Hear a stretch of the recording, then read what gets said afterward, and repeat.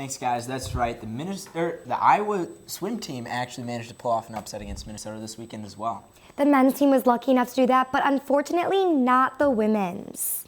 The men's team upset Minnesota 162 to 138 on senior night. The men won 10 out of the 16 events. Kenneth Mende and Jerry Twarowski each won 3 events. The women's team fell to the 17th ranked Gophers 190 to 109. Hannah Burville finished second in 4 separate events. Both squads will head to West Lafayette to battle the Purdue Boilermakers Friday, November 3rd at 4 p.m. Now, the Iowa men's basketball team preseason began last Friday night, and we got our first look at some of the new additions to the team. Daily Iowan's Taylor Van Fleet has more. The Hawks took on William Jewell College here in Carver for their opening exhibition game, and we got our first look of what's to come from Iowa basketball this season. It was 2 newcomers who stole the show in Iowa's first time back out on the court last Friday night. Freshman Luca Garza out of Merritt High School in Washington, D.C. scored 17 total points, shooting 8 of 13 from the field in his first start as a Hawkeye. And freshman Jack Nungy out of Castle High in Newburgh, Indiana, scored 16 total points and was a perfect 6 for 6 from the field. The two scored a combined 33 total points and tallied 9 rebounds each. But their strong performances didn't shock Coach McCaffrey. They were phenomenal, but it's not a surprise. I mean, they've been great since the minute they got here. They were terrific in high school. They both have really mature games, tremendous versatility. Their length, they score and rebound and defend. Just, couldn't be more proud of those 2 guys. They're big time aggressive like they always have been ever since they got here. That's what we want them to do.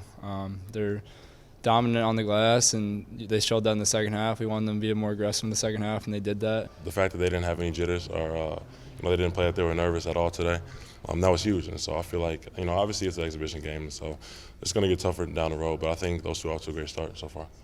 If this game was indicative of anything, it would be that the future is bright for this freshman class.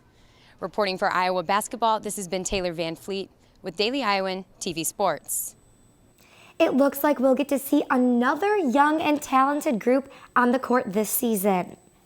Now, switching over to football, the Iowa offense needed to bounce back from their loss to Northwestern the week before. One player needed some confidence back as well. Mary Kate Harrion has more.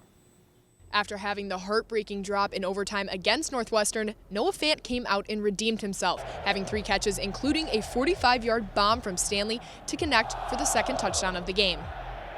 Obviously, it was a big letdown at Northwestern, but, coming back and working through practice, and my teammates, were there for me and helped me get through practice and into the game, and I was itching to get back on the field, so it felt good though. It's just, flushing it, playing the next play, and that's what Noah is. Nobody, looked down on Noah after that play. We knew that type of player he is, so we're excited for him. He's a great player, one of the best players on this offense, so he can always make plays.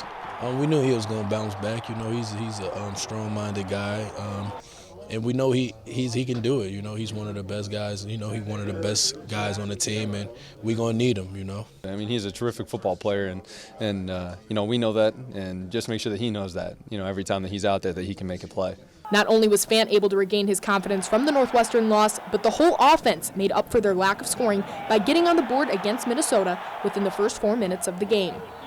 It was awesome, because Coach Ferentz came in today and said, we're going to take the ball, if we want, and they're probably going to defer. And I was like, wow. So, that just shows you where his head was at, that, that we want to, put their foot in their throat. So it was good, to see that confidence in us in the offense. So it was fun to see. It was very important. That's one of our goals as an offense is to come in and start fast. And, I think we did that pretty well this week. And, hopefully we can keep doing that again. I mean, that's something that we've been, preaching and coaching on, really the entire season. So for us to be able to go out there, and I think it was like 5 or 6 plays, and we were able to punch it in. So, we've been talking about starting fast, and thankfully we hit that today.